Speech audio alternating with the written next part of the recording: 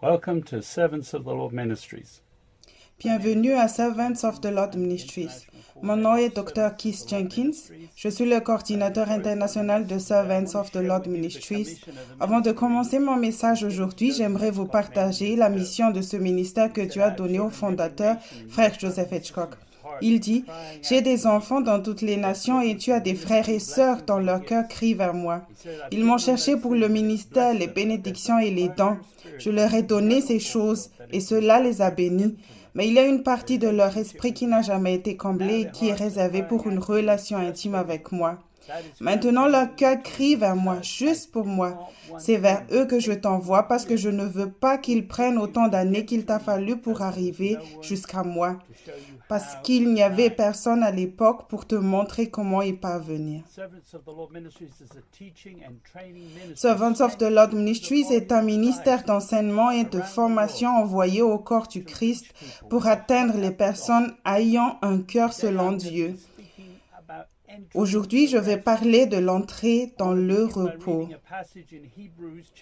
On va commencer par lire un passage dans Hébreux 4. Paul dit, verset 1, il dit, « Redoutons donc alors que la promesse d'entrer dans son repos reste valable, que l'un de vous ne semble être resté en arrière. » Verset 2. En effet, cette bonne nouvelle nous a été annoncée aussi bien qu'à eux. Mais la parole qu'ils ont entendue ne leur a servi à rien parce qu'ils n'étaient pas unis dans la foi à ceux qui ont écouté. Verset 3. Quant à nous qui avons cru, nous entrons dans le repos, dans la mesure où Dieu a dit, « J'ai juré dans ma colère, ils n'entreront pas dans mon repos. » Pourtant, son travail était terminé depuis la création du monde. Verset 4.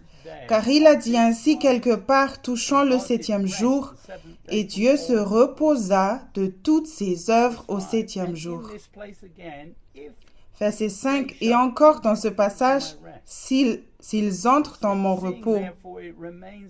Verset 6. Puis donc qu'il reste que quelques-uns y entrent.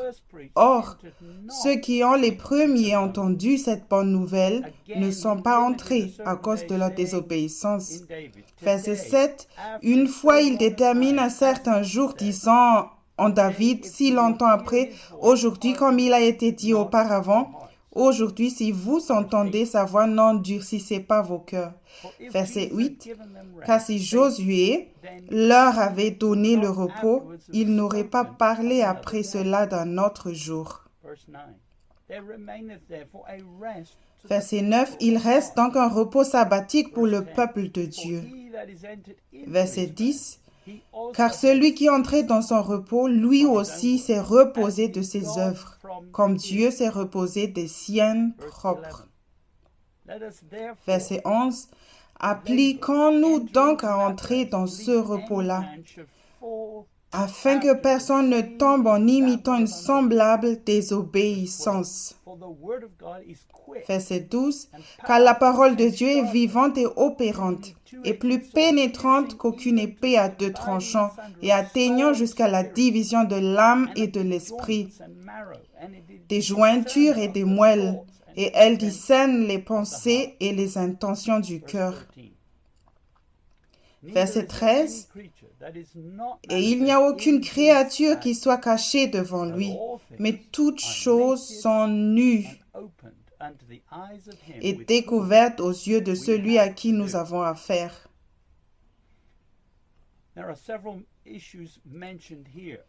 Plusieurs sujets sont mentionnés ici. Et je l'ai listé en 10 points. Numéro 1, il est nécessaire de craindre et de révérer Dieu, car vous pouvez ne pas être à la hauteur du repos que Dieu a prévu pour ceux qui l'aiment. C'est ce qui est dit dans le verset 1. Numéro 2. L'évangile et la parole, s'ils ne sont pas mélangés avec la foi, ne vous profiteront pas personnellement. C'est dans le verset 2. Numéro 3. Seuls ceux qui ont cru s'accrochent à lui et comptent sur lui pour tout son entrée dans ce repos maintenant. Verset 3. Point numéro 4. Les Juifs ne sont pas entrés à cause de l'incrédulité. C'est dans le verset 6. Numéro 5. Ce repos n'est pas seulement un jour ou un événement religieux, mais une vie que vous pouvez atteindre vous-même en n'endurcissant pas votre cœur. C'est dans le verset 7. Point numéro 6. Même Jésus n'a pas instauré une période de repos pour l'humanité. C'est dans le verset 8. Point numéro 7. Que le repos dont nous avons besoin d'entrer est de cesser nos propres œuvres. C'est mentionné dans le verset 10. Point numéro 8. Que nous appliquons ou nous efforçons d'entrer dans ce repos, car si nous ne le faisons pas, nous finirons dans l'incrédulité. C'est mentionné dans le verset 11. Point numéro 9. Que la parole est vivante et opérante, puissante et tranchante. C'est mentionné dans le verset 12. Et le point numéro 10. Que Dieu voit nos cœurs et sera notre juge au dernier jour. C'est dans le verset 13. Le mot manqué vient du Strong G 5306, être plus tard. Ça veut dire, par implication, être inférieur.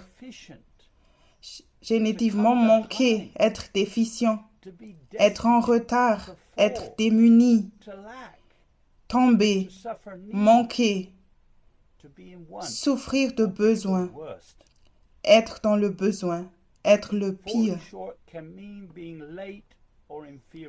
Ne pas être à la hauteur peut signifier être en retard ou inférieur.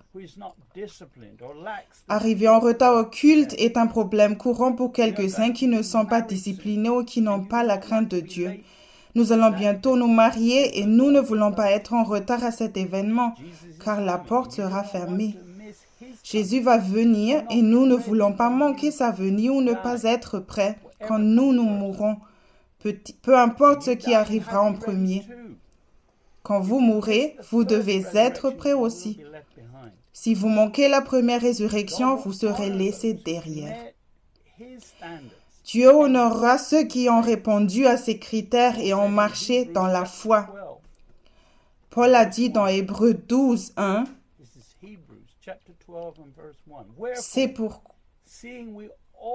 c'est pourquoi nous aussi, ayant une si grande nuée de témoins qui nous entourent, rejetant tout fardeau et le péché qui nous enveloppe si aisément, courons avec patience la course qui est devant nous.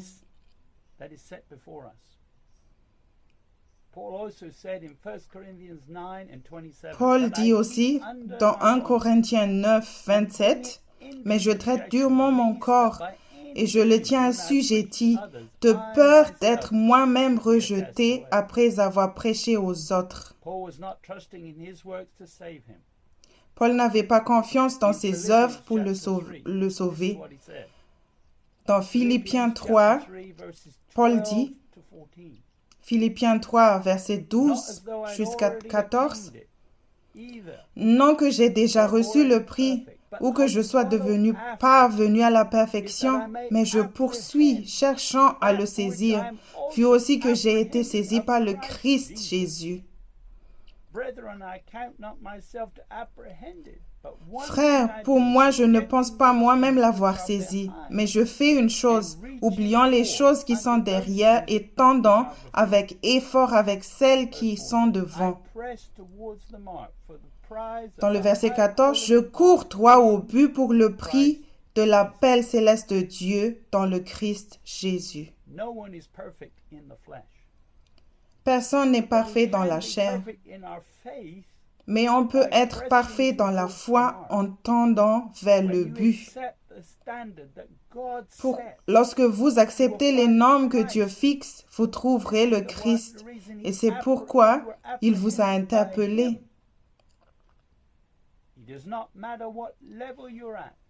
Peu importe le niveau auquel vous vous trouvez, vous devez toujours garder les yeux fixés sur lui. C'est ce que Dieu dit dans Ésaïe 46, verset 10. Dieu dit, déclarant dès le commencement ce qui sera à la fin, et d'ancienneté et ce qui n'a pas été fait, disant, mon conseil s'accomplira et je ferai tout mon bon plaisir. Dieu n'est pas enfermé dans le temps comme nous, parce qu'il n'a pas besoin de se repentir. Nous pouvons encore changer notre fin en visant la cible, le bon standard.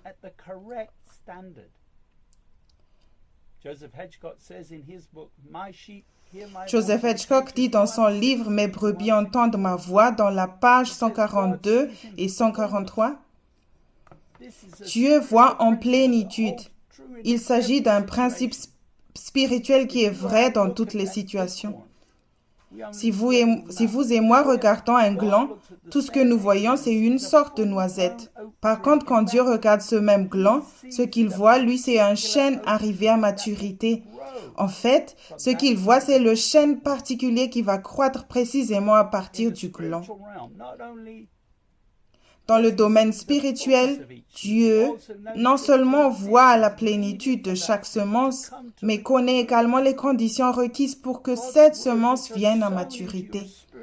Les paroles de Dieu semées dans vos esprits sont des semences contenant le matériel génétique nécessaire pour vous amener à la mesure de la stature parfaite de Christ. Dieu seul connaît les conditions qui doivent être remplies pour ces semences poussent.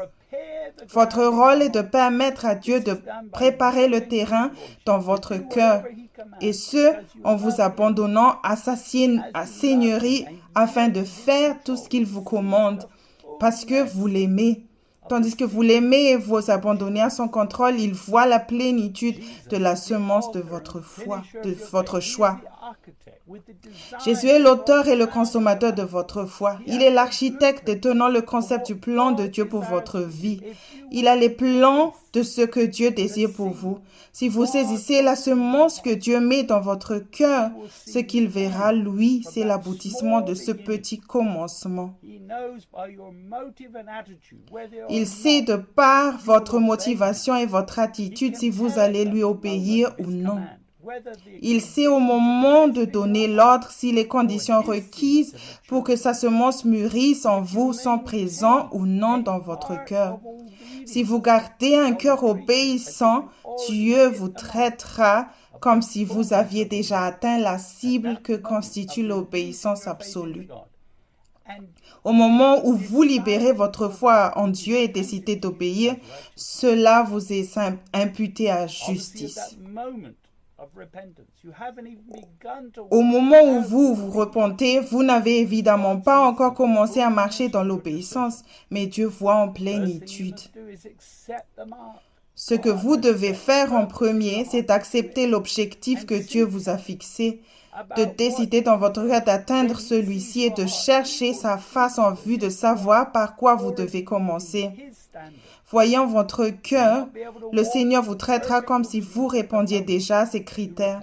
Il se peut que vous ne soyez pas capable de marcher dans l'obéissance parfaite au moment où vous vous repentez, mais Dieu a fait en sorte que cela puisse être le cas. Tout ce qui n'est pas conforme à la norme signifie rater la cible dans le système de Dieu. Passer à côté du standard de Dieu est un péché. Dieu regarde le cœur et le traite comme avec justice si vous croyez qu'avec Dieu tout est possible.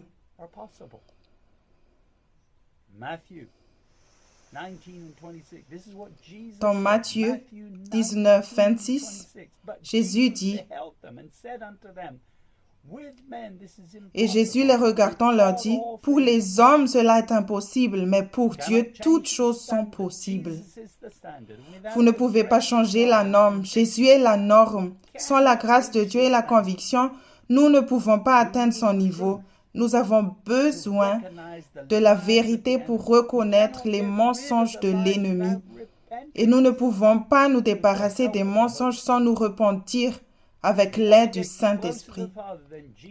Si vous voulez vous approcher du Père, alors Jésus a dit, dans Jean 14, 6, Jésus lui dit, « Moi, je suis le chemin et la vérité et la vie. Nul ne vient au Père que par moi. » Maintenant, tout vient par Jésus-Christ. Paul dit dans Colossiens 2, verset 10, « Et vous êtes accomplis en lui, qui est le chef de toute principauté et autorité. » Il n'y a pas de plus haute autorité que Jésus. Alléluia. Donc, s'il dit que je dois changer, il n'y a pas de recours à la loi ou à une autre norme. C'est une perte de temps. Ma justice est en lui. Mais je ne peux la respecter qu'en me repentant régulièrement. Joseph Hitchcock dit dans Wake Up, Time is Running Out, volume 2, Growing Up Spiritually, page 43 jusqu'à 44. Dieu cisaille constamment les parties de notre vie qui ne font pas partie de sa création divine en nous. C'est comme si Michel-Angelo créait la statue d'un cheval. Il a ciselé tout ce qui ne ressemblait pas à un cheval. C'est la même chose pour Dieu. Tout ce qu'il a fait dans votre vie, il le laisse en place et le développe. En même temps, il enlève tout ce qui n'est pas ce qu'il a ordonné. Il remplace l'ancien toi par le nouveau toi qui est créé à son image. Paul dit dans Philippiens chapitre 2, je lis depuis le verset 5 jusqu'à 11, c'est Paul qui dit, qu'il y ait donc en vous cette pensée qui a été aussi dans le Christ Jésus, étant en forme de Dieu, n'a pas regardé comme un objet à ravir d'être égal à Dieu, mais s'est anéanti lui-même, prenant la forme d'esclave, étant fait à la ressemblance des hommes, et étant trouvé en figure comme un homme, il s'est abaissé lui-même, étant devenu obéissant jusqu'à la mort et à la mort de la croix.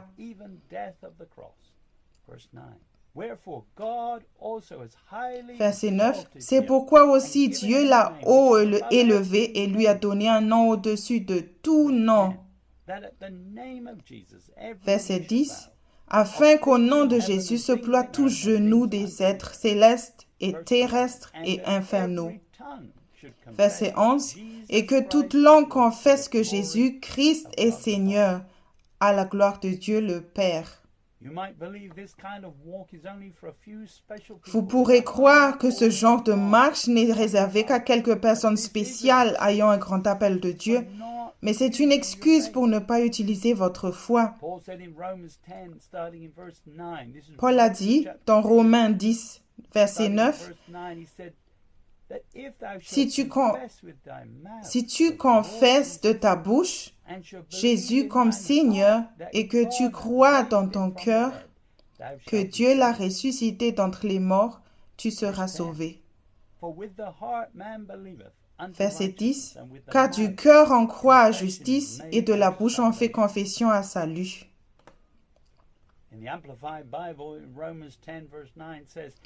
Dans la Bible amplifiée, Romains 10, verset 9 dit, « Si tu reconnais et confesses des lèvres que Jésus est Seigneur, et si dans ton cœur tu crois, adhère, fais confiance et compte sur la vérité. »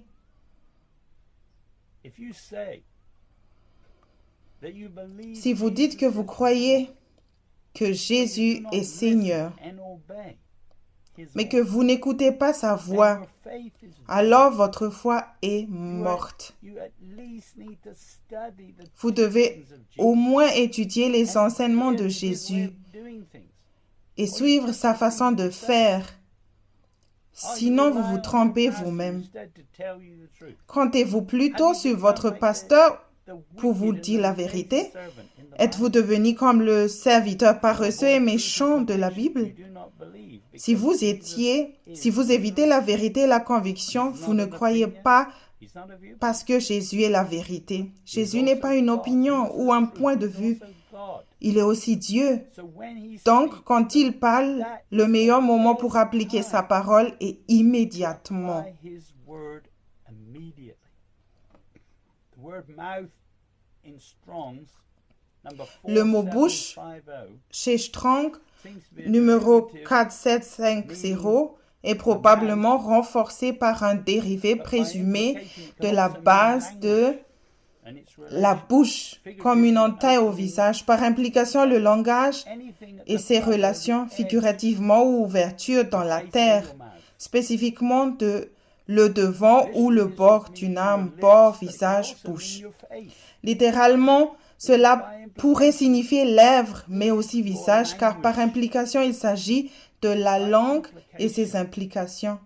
We Nous, communicate only about 30% nous communiquons environ 30% par nos mots but par about le sang 70% et is environ communicated by our expression 70% par notre expression, and the way we say things. nos manières et notre façon de dire les Jesus choses. said, "A good man out of the good Jésus treasure a of his dit, heart bringeth l'homme forth bon, that which du is bon good, trésor de son cœur, and a produit ce evil qui est man bon, out of the et l'homme evil treasure mauvais, of his heart du bringeth mauvais forth that produit which is de evil. ce qui est mauvais, For the abundance of car the de heart, the l'abondance mouth du cœur, speaks. sa bouche parle. I believe our face should tell the story.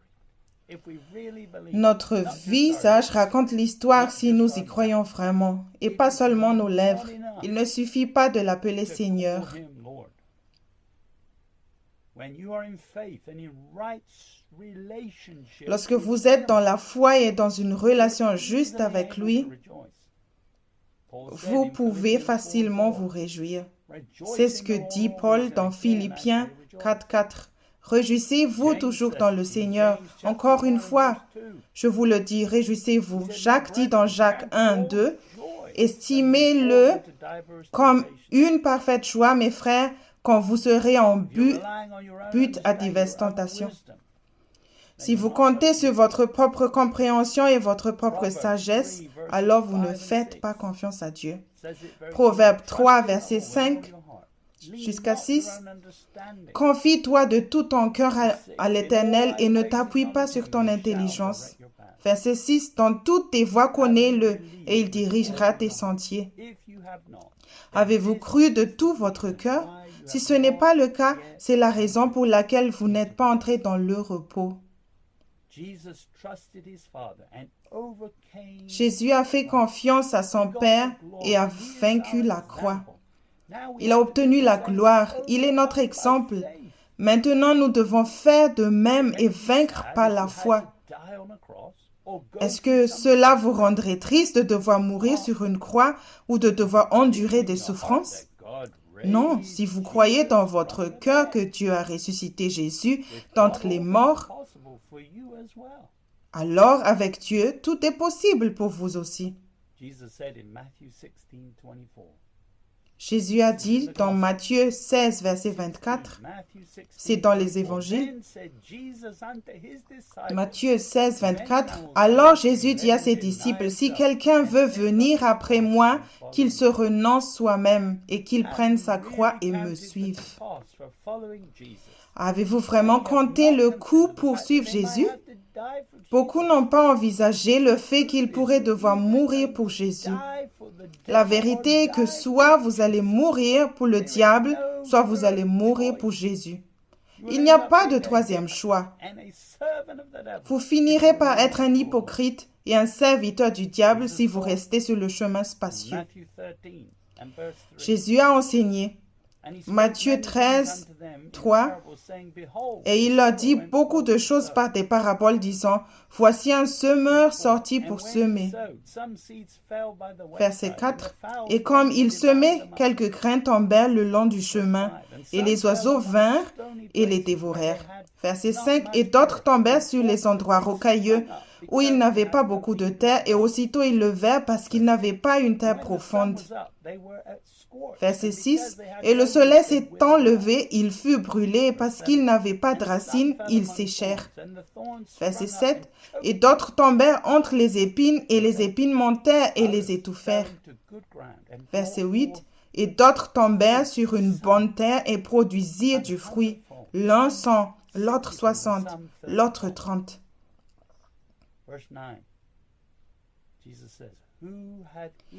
Verset 9.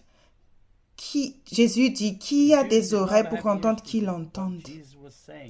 Les Juifs n'avaient pas d'oreilles pour entendre ce que Jésus disait à cause de ce qu'ils croyaient savoir. Ils étaient sur la bonne voie en utilisant leur esprit et leur interprétation religieuse des Écritures. Joseph Hitchcock dit, ce que vous pensez savoir vous empêche de savoir ce que vous devez savoir maintenant. Le christianisme n'est pas une relation comme les autres. C'est une relation avec Dieu vivant. Vous ne pouvez pas dire que vous êtes entré dans le repos en respectant certaines lois religieuses, en assistant à des réunions ou en rejoignant un monastère. Jean-Baptiste dit dans Matthieu 3:2, « Repentez-vous, car le royaume des cieux s'est approché. » La repentance est nécessaire. Matthieu 4:17. Dès lors, Jésus commença à prêcher et à dire, « Repentez-vous, car le royaume des cieux s'est approché. » Le royaume est décrit par Paul dans Romains 14, verset 17. Il dit, « Car le royaume de Dieu n'est pas manger et boire, mais justice et paix et joie dans l'Esprit Saint. » C'est un état de paix et non un sabbat religieux célébré un jour par semaine où l'on ne travaille pas. Le sabbat juif implique de manger et de boire. Il ne peut donc pas faire partie du royaume. Paul a dit dans Colossiens 2:16 aux jeunes églises, il a dit que personne donc ne vous juge en ce qui concerne le manger ou le boire, ou à propos d'un jour de fête ou de nouvelle lune, ou de sabbat. Les Juifs ont même observé le sabbat et n'ont toujours pas reconnu Jésus ni le royaume de Dieu parce qu'ils n'y sont pas entrés. Pour vivre dans le royaume de Dieu, il y a des conditions. Vous pouvez accepter ces conditions par la foi si vous avez toujours un cœur qui a faim de Dieu.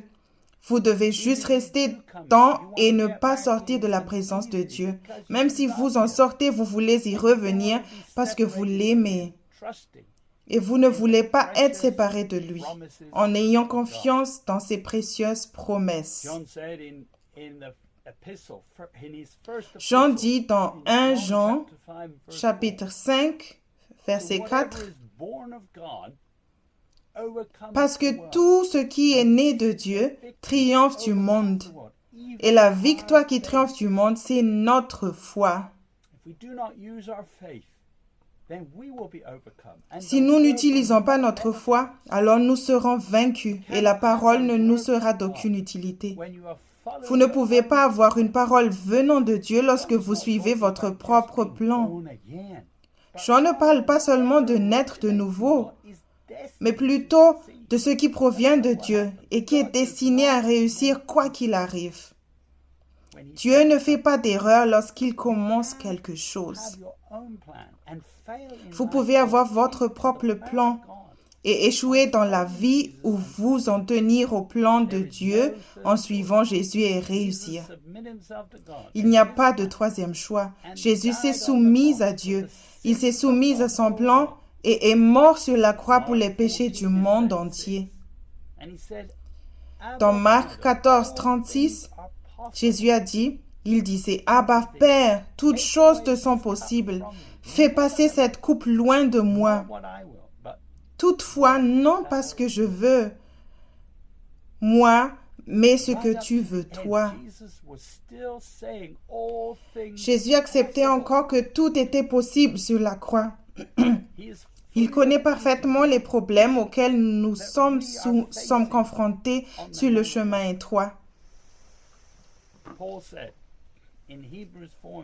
Paul a dit dans Hébreux 4:15, car nous n'avons pas un souverain sacrificateur qui ne puisse compatir à nos faiblesses. Au contraire, Il a été tenté comme nous en toutes choses, sans commettre de péché. Jésus n'a jamais péché parce qu'il était en état de repos. Les Juifs ne sont pas entrés à cause de l'incrédulité. Dans Hébreux 4, verset 6, le mot incrédulité de Strong, numéro 543, est tiré de G545, incrédulité, obstiné et rebelle. Désobéissance, incrédulité par implication.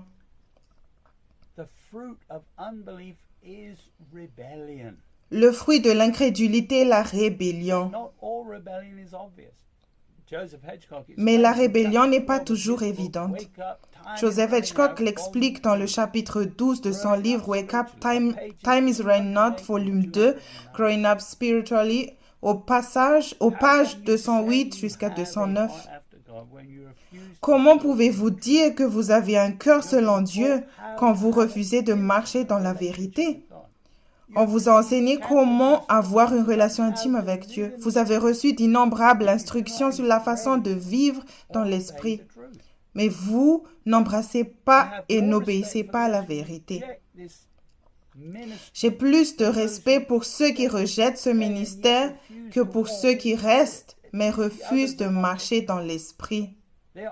Au moins, les autres ne sont pas hypocrites. Ils sont honnêtes dans leur rébellion.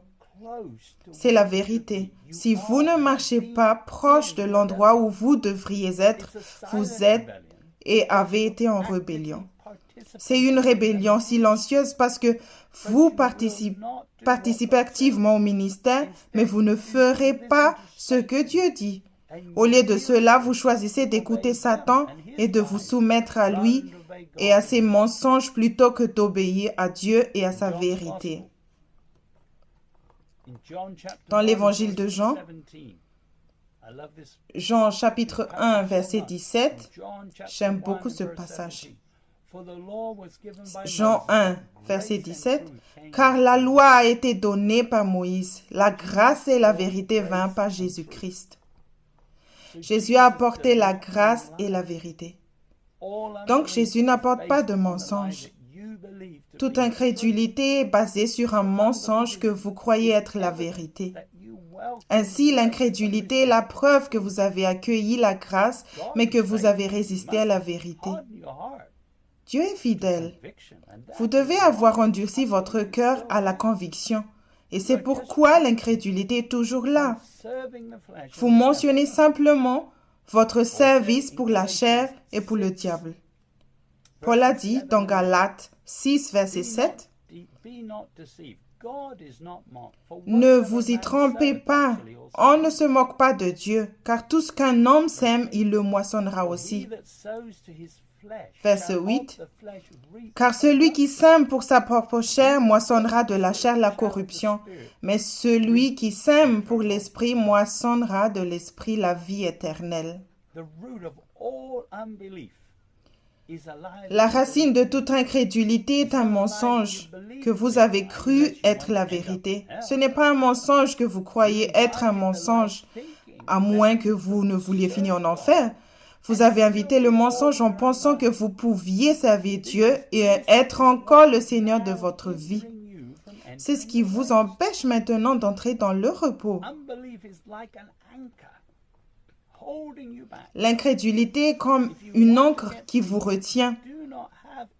Si vous voulez vous libérer, mais vous n'avez pas assez de foi pour surmonter votre propre incrédulité, car votre propre foi est déjà dans le mensonge et ce dernier vous tire déjà dans la direction opposée.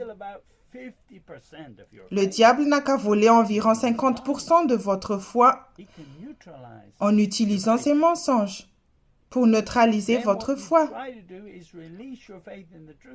Ensuite, lorsque vous essayez de libérer votre foi dans la vérité, cela ne fonctionnera pas parce que votre foi est déjà dans d'autres choses, basées sur des mensonges. Cela bloquera les promesses et produira les doutes. Ainsi, la foi qui vous reste deviendra également faible parce que vous avez tellement de doutes. Vous devez apprendre comment faire face à l'incrédulité. Il faut commencer par réaliser que vous êtes toujours en état de rébellion, parce que Jésus n'est pas votre Seigneur. Le fruit de votre vie montre que vous n'êtes pas sur le chemin étroit, mais que vous êtes toujours sur le chemin spacieux. Vous n'avez jamais reconnu le droit de Jésus à avoir un contrôle absolu sur votre vie, à lui demander ou à chercher réellement les conditions minimales du salut basées sur le fait combien vous étiez perdu. Il se peut même que vous avez besoin de revenir en arrière et de refaire vos premières œuvres.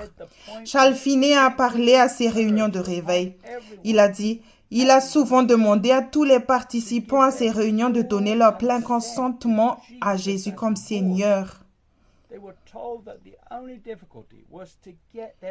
On leur a dit que la seule difficulté était d'obtenir leur propre consentement honnête et sincère aux conditions en vertu desquelles le Christ les sauverait.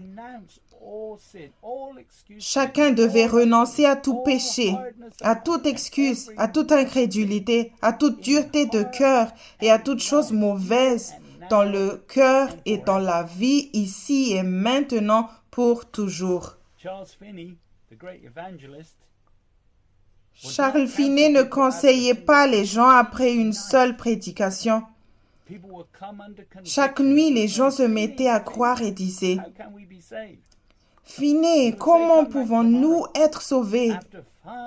Il disait, « Revenez demain. » Au bout de 5 jours, les gens gémissaient même avec la conviction du péché. Et ce n'est qu'à la fin qu'il leur donnait une chance de se repentir. Ceux qui cherchaient le salut devaient assister à une réunion postérieure d'interrogation et on leur disait qu'ils devaient dire une prière que Dieu écouterait. Ils ne pouvaient pas se contenter de dire « Seigneur, Seigneur ». Il fallait que ce soit une prière de repentance que Dieu écouterait. Ils devraient rechercher les conditions minimales dans lesquelles ils seraient considérés pour le salut, ce qui incluait une reddition totale et l'abandon de tout ce qui était péché, le changement de leur mode de vie et de leur travail si nécessaire pour être sauvés. Votre propre seigneurie n'a pas de mérite. Elle vous coûtera la liberté, la paix et la joie. Elle vous empêchera d'entrer dans le repos, de jouir le royaume maintenant et de régner avec le Christ quand il viendra.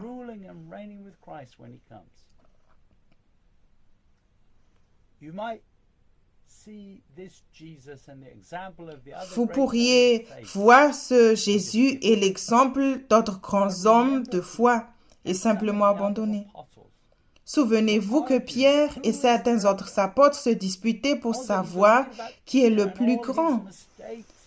Vous pouvez également lire des informations sur Pierre et toutes ses erreurs dans les évangiles. Cela pourrait vous encourager à croire que Dieu peut aussi se servir de vous. Il est préférable de vous comparer au Christ et à personne d'autre. La norme établie dans Hébreux 4:1 est de vivre dans l'esprit. Pour ce faire, nous devons nous appuyer sur les précieuses promesses de Dieu.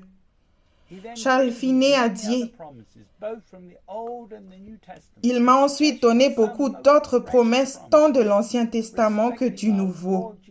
En particulier certaines promesses très précieuses concernant notre Seigneur Jésus-Christ. Je ne pourrai jamais en parole faire comprendre à un humain combien ces promesses m'ont paru précieuses et vraies. Je les ai prises l'une après l'autre comme une vérité infaillible, les affirmations de Dieu qui ne pouvaient pas mentir.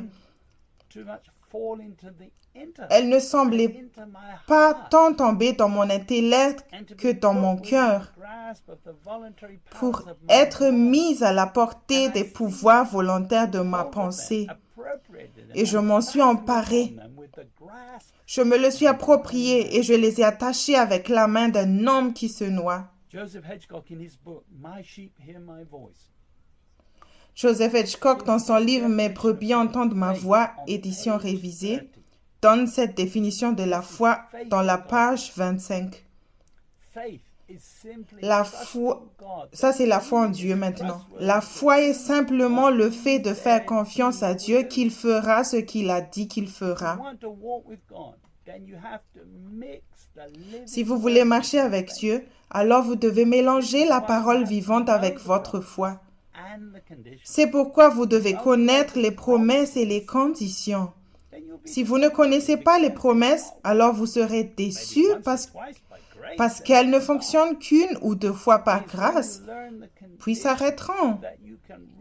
C'est en apprenant les conditions que vous pouvez vraiment les apprécier toutes. Paul a dit dans 2 Corinthiens 1, 20, il dit « Car autant il y a de promesses de Dieu, en lui est le oui et en lui l'amen à la gloire de Dieu par nous. » C'est la condition de toutes les promesses, mais elle est basée sur le fait que vous restiez en Christ. Mais vous ne pouvez pas demeurer en Christ et être encore Seigneur de votre vie. Paul a dit dans Colossiens 2, 6, « Ainsi donc comme vous avez reçu le Seigneur Jésus-Christ, marchez en lui. » Si vous recevez Jésus comme sauveur, ce n'est pas assez. Vous avez besoin de recevoir Jésus comme votre Seigneur. Lorsque vous essayez de marcher dans la foi, vous finirez par rencontrer l'incrédulité dans votre cœur. L'incrédulité se manifestera lorsque vous essayerez de croire ou de libérer votre foi dans la vérité. Si vous essayez de crier plus fort ou de chasser les démons, cela ne fonctionnera pas. Ce n'est pas le diable qui vous retient. C'est le fait qu'à un certain moment dans le passé, vous avez accepté les mensonges du diable à cause de l'incrédulité. Si vous avez des intentions cachées dans votre cœur, c'est également dû à l'incrédulité. Joseph Hitchcock dit dans le chapitre de Wake Up, Time is Running Out, volume 2, chapitre 9, à la page 150,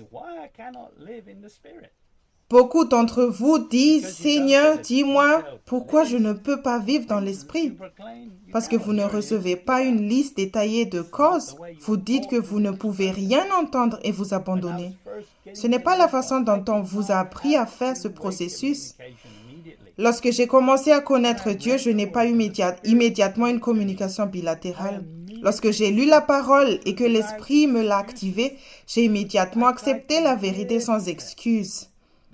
J'ai essayé d'entendre des détails, mais au début, je n'ai entendu qu'une seule chose ou n'ai eu qu'une seule pensée. J'ai essayé d'obéir, mais je n'ai pas réussi à le faire. Ce faisant, j'ai fait en sorte que le diable révèle le mensonge ou l'accès qu'il avait programmé en moi. Ma détermination à obéir l'a forcé à révéler les entraves qui m'empêchaient de le faire. Lorsque vous êtes déterminé à vous soumettre à Jésus-Christ, Satan est obligé d'utiliser un de ses accès pour vous arrêter. Son accès est la pensée qui vous arrête. Je me moque de savoir si cette pensée est bonne. Certains d'entre vous justifient leurs pensées par le fait qu'elles ne sont pas mauvaises en elles-mêmes. Vous les justifiez parce que vous croyez qu'elles sont justes, mais si elles sont contraires à ce que Dieu vous a dit de faire, ensuite vous remettez en question ce que Dieu a dit plutôt que de remettre en question la pensée qui vous est venue. Vous passerez à côté de la gloire si vous endurcissez votre cœur. Vous avez le choix entre accepter le défi et vaincre le monde par la foi ou endurcir votre cœur et trouver une excuse. Vous ne pouvez pas vivre dans l'esprit si vous trouvez des excuses. Si vous croyez que Dieu ne respecte pas les personnes, alors il y a des raisons pour lesquelles vous ne pouvez pas faire quelque chose, car avec Dieu tout est possible. Amen. S'excuser est dangereux. S'excuser signifie que vous avez également consulté votre propre raisonnement et que vous vous déplacez maintenant dans la chair. Consulter votre propre esprit, c'est mettre une autre racine dans l'orgueil et nourrir la chair. Vous avez besoin de grâce et de vérité pour marcher dans l'esprit. Tant de gens veulent simplement la grâce sans la vérité à cause de la conviction que la parole de la vérité apporte. Ils disent qu'ils aiment Jésus, mais ils n'aiment pas la vérité. Paul a dit dans 2 Thessaloniciens 2, 10, « Et en toute séduction d'injustice pour ceux qui périssent, parce qu'ils n'ont pas reçu l'amour de la vérité pour être sauvés. »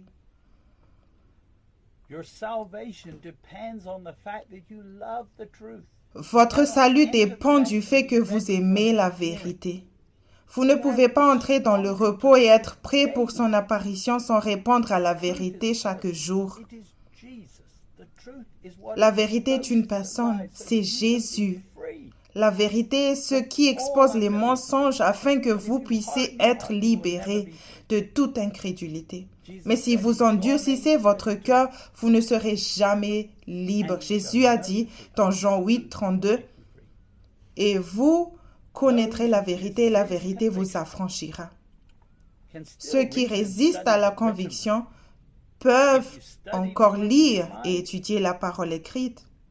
Si vous apprenez avec votre esprit, vous ne ferez que produire plus d'incrédulité. Ceux qui résistent à la conviction peuvent encore étudier le mot.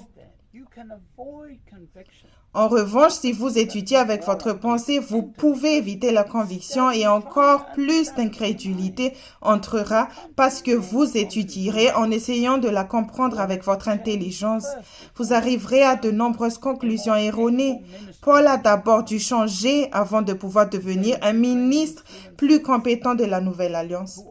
Il a dit dans 2 Corinthiens 3, 6, qui nous a rendus propres aussi pour être des ministres de la Nouvelle Alliance, non de la lettre, mais de l'esprit, car la lettre tue, mais l'esprit vivifie. Si vous n'étudiez que la parole écrite, vous aurez l'apparence d'apprendre, mais vous n'arriverez jamais à la vérité et serez libérés de l'obligation de courir partout et de servir le diable à la place. Dans 2 Timothée 3, 7, qui apprennent toujours et qui ne peuvent jamais parvenir à la connaissance de la vérité.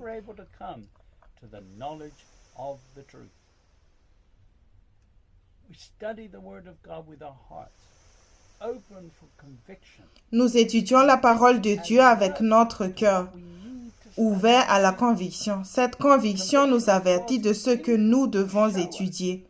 La conviction est la porte de Dieu pour nous montrer ce que nous devons étudier en premier lieu. La Bible est un livre spirituel. Nous ne pouvons donc pas la comprendre avec notre pensée humaine. La repentance du péché est la preuve que l'on apprend spirituellement. Toute connaissance utilisant votre pensée ne vous aidera pas à renoncer à votre propres œuvres. Elle aura l'effet inverse. Elle vous donnera de l'énergie ou gonflera votre chair et vous fera croire que vous pouvez faire quelque chose vous-même sans Dieu.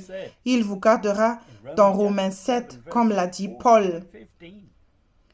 Dans Romains chapitre 7, verset 14 jusqu'à 15. Car nous savons que la loi est spirituelle, mais moi je suis charnel, vendu au péché. Car ce que je fais, je ne le reconnais pas, car ce n'est pas ce que je veux que je fais, mais ce que je hais, je le pratique. Lorsque vous êtes entrés dans le repos, vous avez cessé vos propres œuvres et vous cherchez à faire la volonté de Dieu. Dans le livre d'Ésaïe 55, 3, écoutez ce passage. C'est une promesse. Je crois que vous pouvez le saisir maintenant. Si vous faites ce qu'il dit. Ésaïe 55, verset 3. Inclinez votre oreille et venez à moi. Écoutez et votre âme vivra. Et je ferai avec vous une alliance éternelle. les grâces assurées de David. Si nous écoutons, alors nous vivrons et il fera une alliance éternelle avec nous. C'est le vrai repos. Ce verset dit, inclinez votre oreille. Vous inclinez votre oreille lorsque vous avez du mal à entendre une petite voix que vous voulez entendre. Si vous êtes dans une salle bondée, vous pouvez même demander à tout le monde de se taire pour que vous puissiez entendre la voix que vous voulez entendre. Il n'y a que 3 voix dans le domaine spirituel. Joseph Hitchcock dit dans son livre « Mes brebis entendent ma voix » dans la page 79 concernant les 3 voix. Il dit « Quand Dieu parle, obéissez-lui. Quand le diable parle, résistez-lui. Lorsque c'est votre moi qui parle, reniez-vous vous-même. » Se priver de soi-même signifie ne pas se mettre à l'index. Nous devons supprimer toutes les autres voix pour être sûrs d'entendre la bonne voix. Je crois que Dieu parle tout le temps.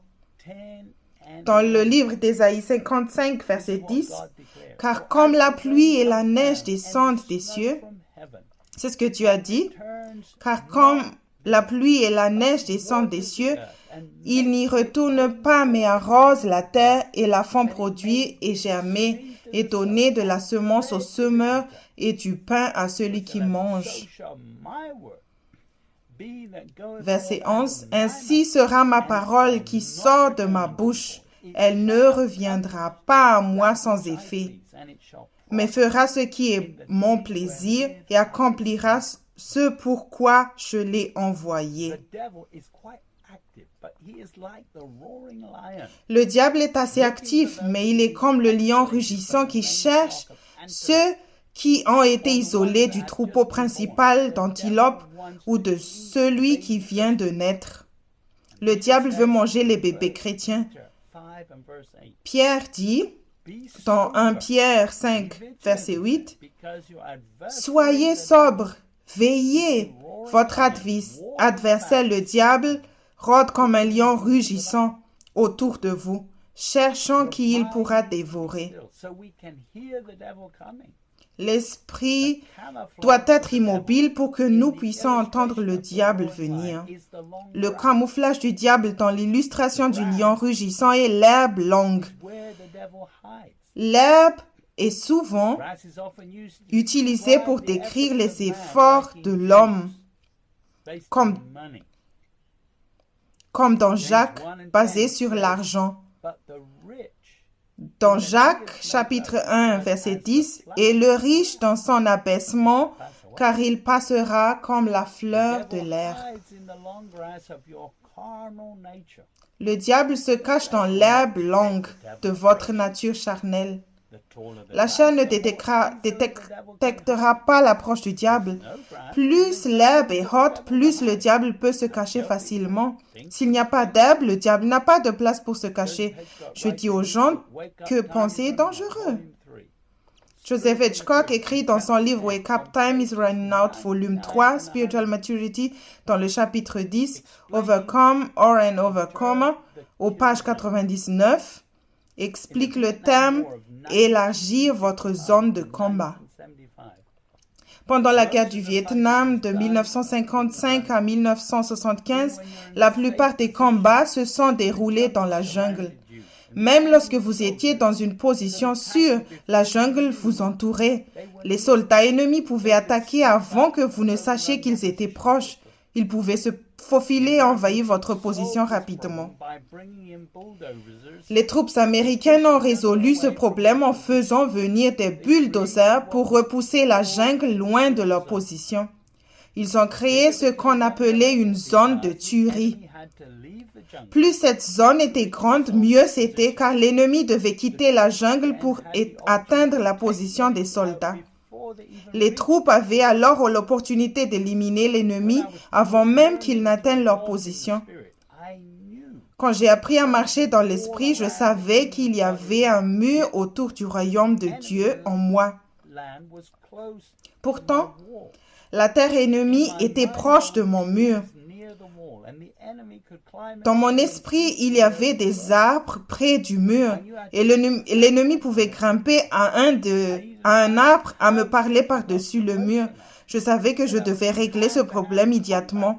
Je devais découvrir comment Satan s'approchait suffisamment pour que je sois au corps à corps avec lui.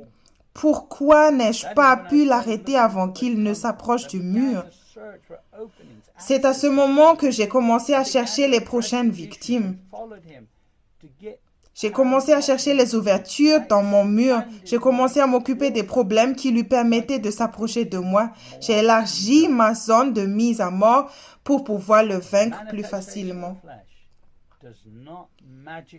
La manifestation de la chair n'apparaît pas par magie.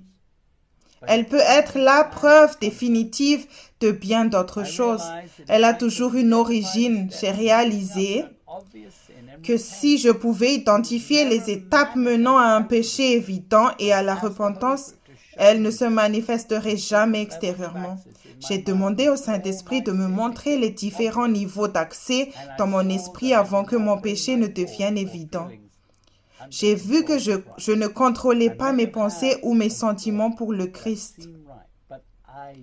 J'ai peut-être eu une pensée qui me semblait juste, mais j'y ai cédé sans la vérifier. Puis Satan y a eu accès. J'ai réalisé que je menais des batailles que je n'aurais pas dû avoir à mener. Quand j'ai commencé à étendre ma zone de tuerie comme il se doit, je n'ai pas eu à me battre tout le temps. Le diable sème ses graines et produit l'ivraie qui pousse dans votre foi si vous croyez à ces mensonges en utilisant votre mental pour vérifier les choses. Dans le livre des Psaumes 46, je vais lire depuis le verset 7 jusqu'à 11. Laisse la parole vous parler. Psaume 46, 7. L'Éternel des armées est avec vous. Le Dieu de Jacob vous est une autre terre, Sélah. Venez, voyez les actes de l'Éternel. Quelle dévastation il a fait sur la terre. Verset 9. Il a fait cesser les guerres jusqu'au bout de la terre.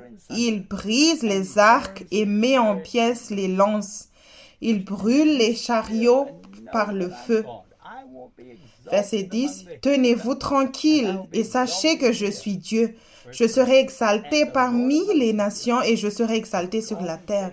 Verset 11. L'Éternel des armées est avec vous. Le Dieu de Jacob nous est une autre traite. C'est là.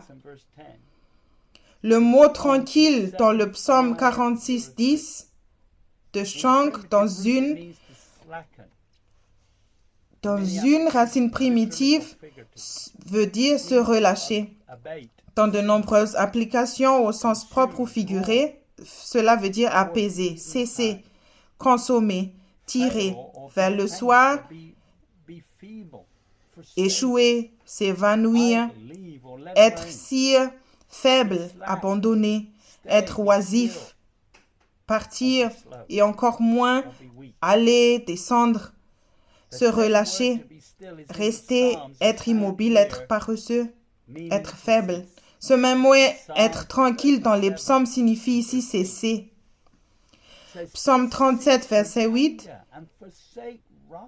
Laisse la colère et abandonne le courroux. Ne t'irrite pas, au moins pour faire le mal. Se mettre en colère est la preuve que vous faites votre propre œuvre par la chair.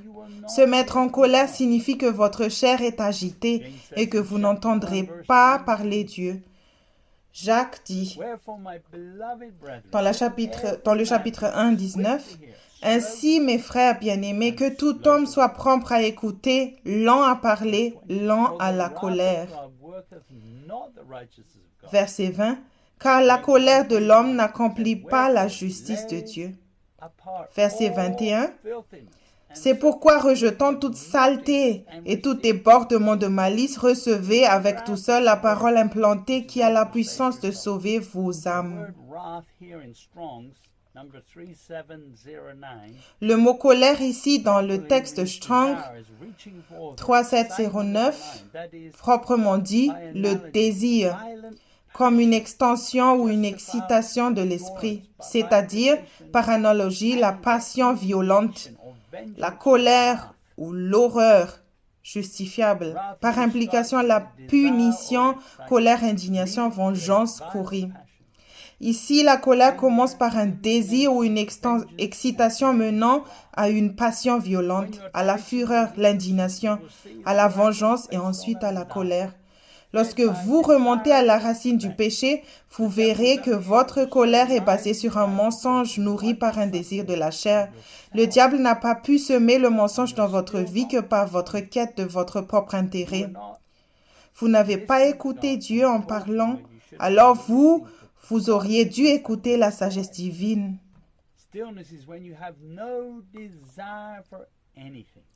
La quiétude, c'est quand on n'a plus envie de rien. Vous devriez surveiller votre quiétude en fonction de la colère que vous ressentez à l'intérieur de vous. Cela ne commence peut-être pas par la colère, mais quoi qu'il arrive, cela met votre chair mal à l'aise.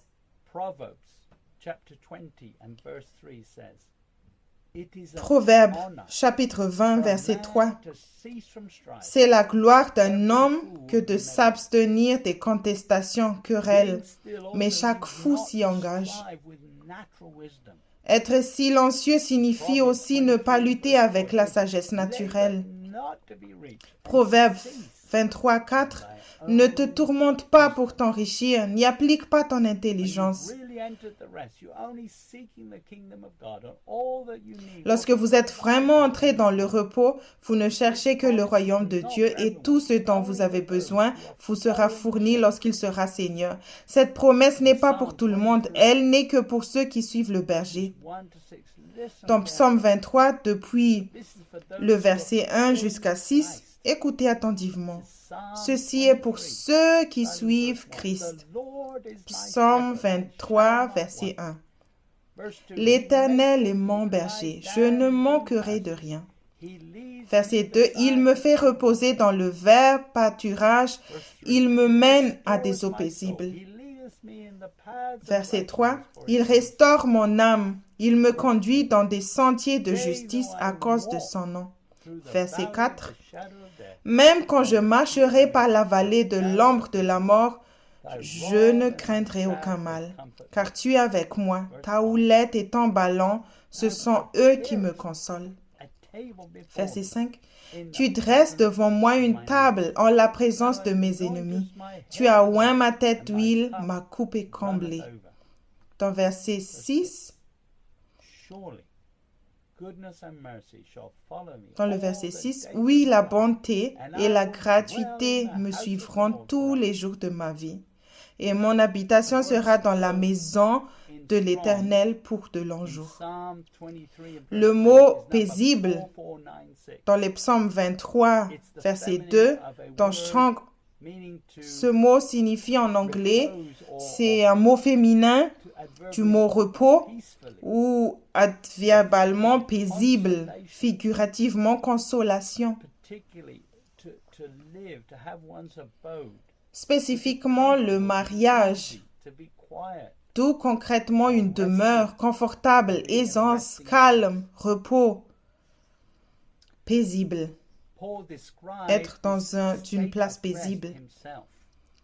Paul décrit lui-même ce thème repos dans Philippiens chapitre 4 verset 11 jusqu'à 13. Non que je parle ayant égard à des privations, car moi j'ai appris à être content en moi-même dans les circonstances où je me trouve.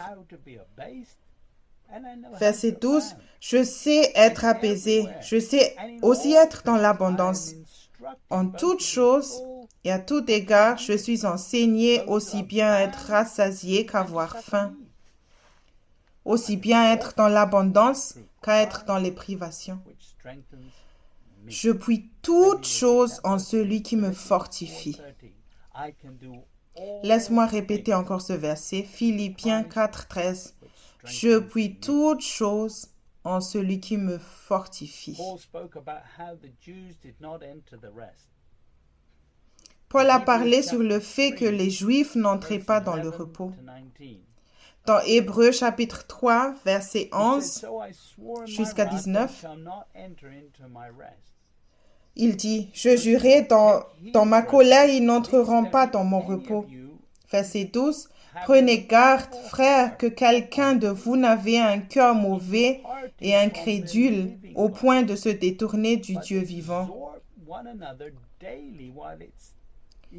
Verset 13, « Mais exhortez-vous les uns les autres chaque jour, aussi longtemps qu'on peut dire aujourd'hui, afin qu'aucun de vous ne s'endurcisse pas par la séduction du péché. » Verset 14, « Car nous sommes devenus participants de Christ, pourvu que nous retenions fermement jusqu'à la fin l'assurance que nous avions en commencement. » Pendant qu'il est dit, aujourd'hui, si vous entendez sa voix, n'endurcissez pas vos cœurs, comme lors de la révolte. Verset 16, « Qui furent en effet ceux qui se révoltèrent après l'avoir entendu, sinon tous ceux qui étaient sortis d'Égypte sous la conduite de Moïse. » Verset 17, « Et contre qui Dieu fut-il irrité pendant 40 ans, sinon contre ceux qui péchaient, et dont les cadavres tombèrent dans le désert. » Verset 18, « Et à qui jura-t-il s'il n'entrerait pas dans son repos, sinon à ceux qui avaient désobéi? » Verset 19, « Aussi, voyons-nous qu'ils ne purent y entrer à cause de l'incrédulité. » Le mot repos utilisé ici dans Hébreux 4 de Strong, numéro 2664, est tiré du mot s'installer, c'est-à-dire littéralement coloniser, ou figurativement faire renoncer, cesser, donner du repos, se retirer. Dans Hébreux chapitre 3, Strong dit, c'est un autre mot qui est tiré de 2664, repos, c'est-à-dire par hébraïsme, demeure, repos.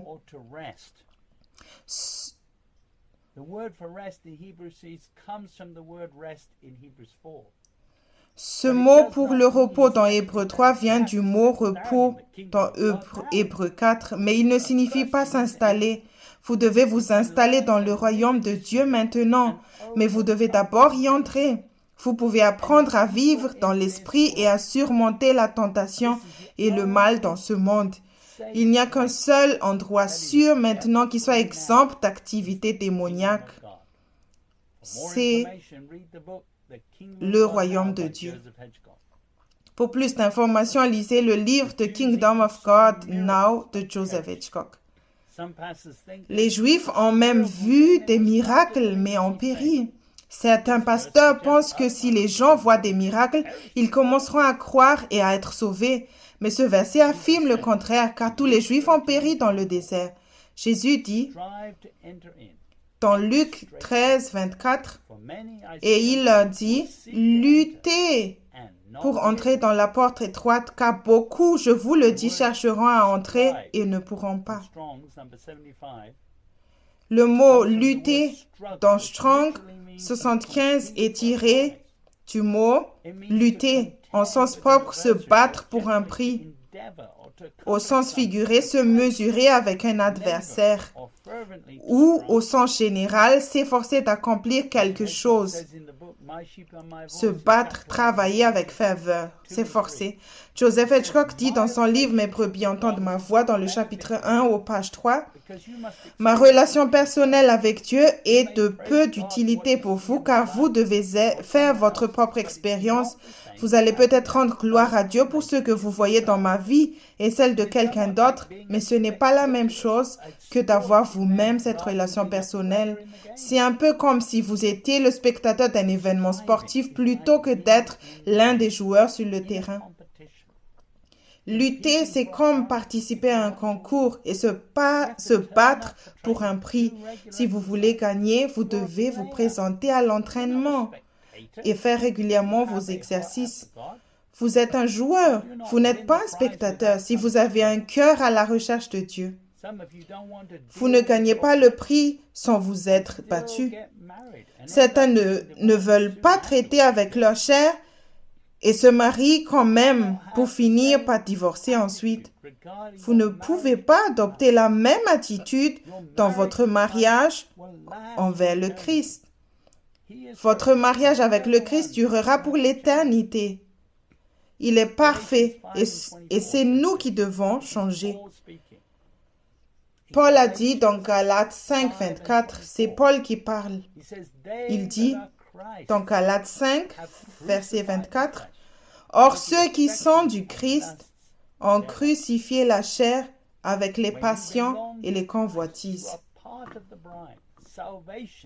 Lorsque vous appartenez au Christ, vous faites partie de l'épouse. Le salut est une invitation au mariage et vous devez vous y préparer. Soit vous vous occupez de la chair, soit vous finirez par servir dans le royaume du diable. Il n'y a pas de royaume. La nature charnelle est définie dans la Bible amplifiée de Galates 5 comme la nature humaine sans Dieu. Êtes-vous prêt à tuer votre chair pour entrer dans le royaume? Sinon, vous pourriez devenir comme le méchant et paresseux serviteur qui a dit à Jésus, dans Matthieu 25, verset 24, Jésus a dit ce parabole. Et celui qui avait reçu un talent vint aussi et dit, « Maître, je te connaissais que tu es un homme dur, moissonnant où tu n'as pas semé et recueillant où tu n'as pas répandu. » Verset 25, « Et craignant, je m'en suis allé et j'ai caché ton talent dans la terre. Voici, tu as ce qui est à toi. » Verset 26, « Et son maître répondant lui dit, « Méchant et paresseux serviteur, tu savais que je moissonne où je n'ai pas semé et que je recueille où je n'ai pas répandu. » Verset 27. « Tu aurais donc dû placer mon argent chez les banquiers et quand je serai venu, j'aurai reçu ce qui est à moi avec l'intérêt. » Verset 28. « Ôtez-lui donc le talent et donnez-le à celui qui a les 10 talents. » Verset 29. Car à chacun qui a, il sera donné et il sera dans l'abondance, mais à celui qui n'a pas, cela même qu'il a, lui sera ôté.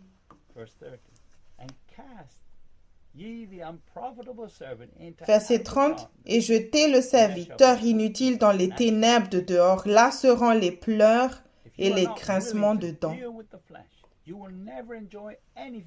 Si vous n'êtes pas disposé à vous occuper de la chair, vous ne pourrez jamais profiter de ce que Dieu a prévu. Au lieu de cela, vous finirez par servir la chair juste pour être à l'aise pendant un peu de temps sur cette terre, puis vous périrez. Souvenez-vous de la première fois où vous avez entendu la parole vivante qui a changé la direction de votre vie lorsque vous êtes né de nouveau. Cela venait d'une parole de vie.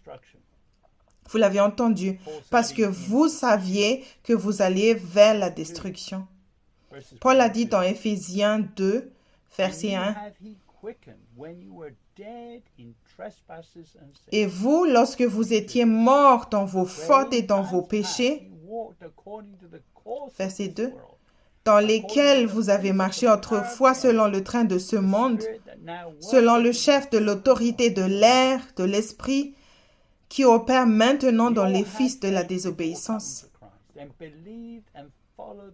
Nous avons tous eu la foi avant de venir au Christ et nous avons cru et suivi le Dieu de ce monde. Vous étiez un serviteur du diable à cette époque. Vous écoutiez les pensées que le diable a transmises dans votre pensée parce que vous vouliez une vie sans aucun désagrément.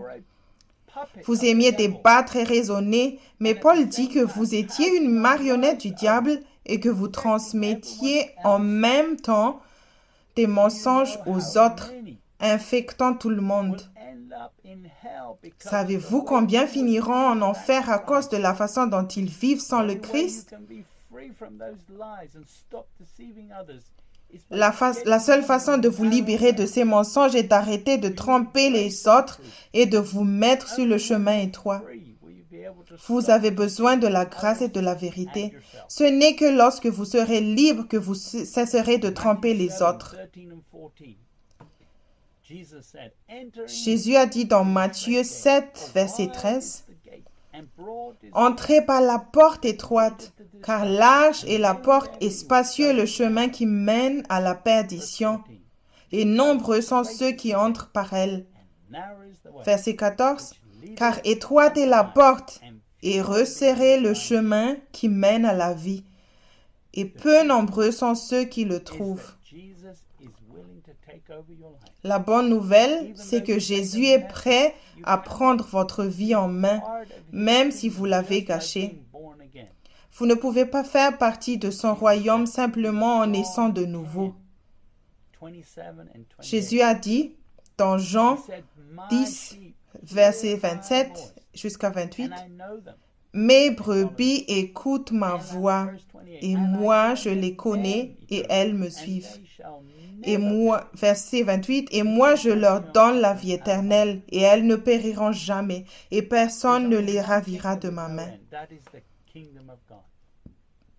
C'est le seul royaume sans fin. C'est le royaume de Dieu. Ne réalisez-vous pas que vous périrez si vous n'écoutez pas sa voix? Vous pourriez croire avec votre tête, mais Jacques dit, dans Jacques 2, verset 19, « Tu crois que Dieu est un, tu fais bien. Les témoins aussi croient et ils frissonnent. » Si vous croyez avec votre raison, vous finirez par croire au mensonge parce qu'il y a une voie qui semble juste.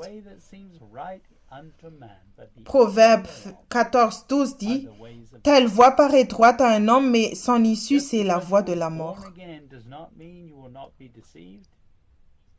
Ce n'est pas parce que vous êtes né de nouveau que vous ne serez pas trompé. Votre mental ne peut pas atteindre la vérité sans le Saint-Esprit. Ainsi, si vous avez une conclusion, à moins de la tester d'abord avec l'Esprit, vous ne pouvez pas arriver à la vérité. Vous devez alors rejeter les mensonges et accepter la vérité dans votre cœur sans consulter votre intellect. Il faut résister à toute pensée erronée qui s'oppose à la Seigneurie de Jésus et à toute tentation de prendre les choses en main. Paul dit dans 2 Corinthiens 10, verset 5, il dit « Nous renversons les raisonnements et toute hauteur qui s'élève contre la connaissance de Dieu. Et nous amenons toute pensée captive à l'obéissance de Christ. » Le mot renversé dans l'ouvrage de Strong numéro 2507 est tiré du mot, y compris sa variante, pour abaisser, ou avec violence démolir, au sens propre ou figuré, jeter, tirer, mettre, prendre vers le bas, détruire. Toute pensée qui est orgueilleuse doit être détruite. Le mot connaissance dans Strong numéro 1108 est tiré du mot la connaissance, l'acte, c'est-à-dire par implication la connaissance, la science. La connaissance de Dieu pourrait aussi s'écrire science de Dieu. Vous devez connaître quelques vérités de base pour vous renouveler l'esprit.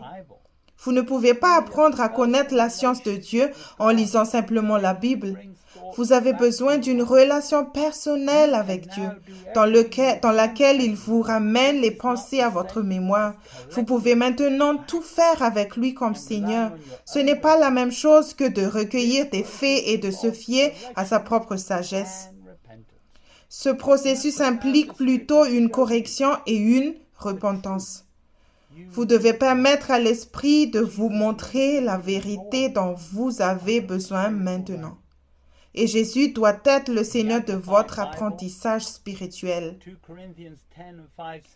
Dans la Bible amplifiée, 2 Corinthiens 10, 5 dit, « Nous refutons les arguments, les théories, les raisonnements et tout ce qui est orgueilleux et élevé qui s'oppose à la connaissance de Dieu. » et nous emmenant toute pensée et tout but captif dans l'obéissance de Christ, le Messie, loin. Paul avait appris à refuter les arguments opposés à la vérité et à la connaissance que Dieu a fournie sur la base de sa relation avec Dieu. Joseph Hitchcock dit dans le chapitre 10 de Wake Up, Time is Running Out, volume 2, Growing Up Spiritually, dans les pages 175 et 176. Si vous suivez les instructions de ce livre et des autres livres, cela fonctionnera. Si cela ne fonctionne pas, il n'y a pas d'excuse. Il n'y a que des raisons, et les raisons peuvent être identifiées et éliminées par la repentance. Humiliez-vous devant le Seigneur dès maintenant et posez-lui les questions suivantes. Le Saint-Esprit m'a-t-il déjà témoigné de la vérité dans le passé? Numéro 2, si oui, quelles étaient les circonstances? Numéro 3, comment ai-je reconnu le témoignage et qu'ai-je ressenti? Numéro 4, de quelle manière est-ce que je fais obstacle à la manifestation de l'Esprit en moi? Numéro 5, Saint-Esprit, me rendras-tu témoignage en ce moment même pour confirmer que j'entends la vérité? Alors que le Seigneur répond à ces questions, réjouissez-vous s'il confirme la vérité dans laquelle vous marchez déjà. Aussi repentez-vous de tous les domaines qu'il révèle et qui vous sont gênés. Demandez-lui de vous montrer les obstacles à votre foi. Croyez que le Saint-Esprit vous rendra personnellement témoignage. Jésus dit dans Jean 3, 17, Dieu en effet n'a pas envoyé son Fils dans le monde pour qu'il juge le monde, mais pour que le monde soit sauvé par lui. Verset 18, celui qui croit en lui n'est point jugé, mais celui qui ne croit pas est déjà jugé parce qu'il n'a pas cru au nom du Fils unique de Dieu. Verset 19, et ce jugement, c'est que la lumière étant venue dans le monde, les hommes ont préféré les ténèbres à la lumière parce que leurs œuvres étaient mauvaises. Aimez-vous la vérité? Si c'est le cas, vous vivez dans la lumière. Vous accrochez-vous à votre relation avec le Christ, même quand les ennuis arrivent? Si ce n'est pas le cas, alors vous n'êtes pas entré dans le repos. Jésus a dit dans Matthieu 7, verset 21, « Ce ne sont pas tous qui me disent Seigneur, Seigneur qui entreront dans le royaume des cieux, mais celui qui fait la volonté de mon Père qui est dans les cieux. » Croyez-vous que le Christ est ressuscité d'entre les morts? Dieu l'a ressuscité d'entre les morts parce qu'il est soumis à Dieu. Si vous croyez cela de tout votre cœur, alors croyez-vous aussi que vous pouvez être sauvés de cette façon en vous soumettant à Dieu. La confession du cœur de Paul était simple dans 1 Corinthiens 15, 55. « Ô mort, où est ta victoire? Ô mort, où est ton aiguillon? » Ou bien votre version du salut est que vous serez sauvés sans aucune souffrance, difficulté ou épreuve. Si vous croyez que toute souffrance doit cesser, pourquoi? Avez-vous écouté des mensonges? Avez-vous peur de la souffrance? Avez-vous laissé le diable vous contrôler par la peur, de sorte que vous prenez maintenant les choses en main? Le christianisme n'est pas seulement une autre religion, mais une relation personnelle avec Dieu. Dieu est votre Père céleste et votre pourvoyeur qui est aussi votre exemple, et le Saint-Esprit vous donne la connexion avec Dieu afin que vous puissiez entendre sa voix chaque seconde. Si vous voulez entendre, connaître et suivre Jésus, alors je peux vous recommander ce livre. Mes brebis entendent ma voix de Joseph Hitchcock. Si vous voulez prendre un nouveau départ et avoir la crainte de Dieu, faire de lui le Seigneur, vivre dans la lumière, c'est possible. alors je vous conseille ce livre Wake Up, Time is Running Out, volume 1, Foundation for Spiritual Maturity de Joseph Hitchcock. Si vous réalisez que vous avez de l'incrédulité dans votre vie et ce message vous a parlé, le diable utilise ces mensonges. Malheureusement, vous avez invité ces mensonges au moment où vous avez résisté à la vérité. La vérité perce votre cœur. C'était une parole tranchante, mais vous y avez résisté. Si vous voulez plus d'informations à propos de l'incrédulité ou peut-être sur le chemin qui semble être juste, veuillez s'il vous plaît vous procurer du livre The Guilty Prison de Joseph Hitchcock, l'édition révisée. C'est disponible maintenant en anglais. Laissez-moi prier avec vous, car je crois que ce message vous aidera vraiment.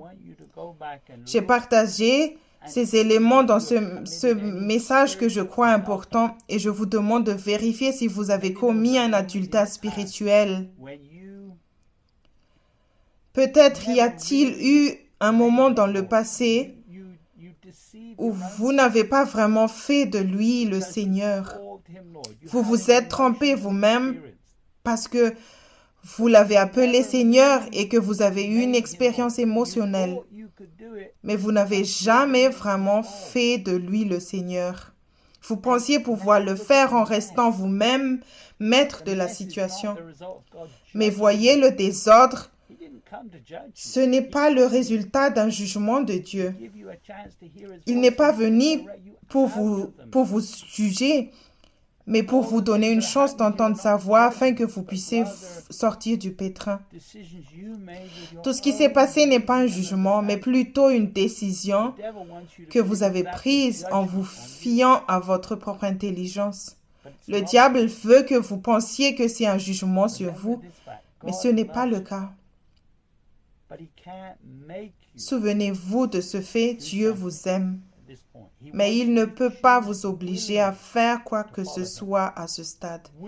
Il veut que vous choisissiez consciemment de faire de lui le Seigneur.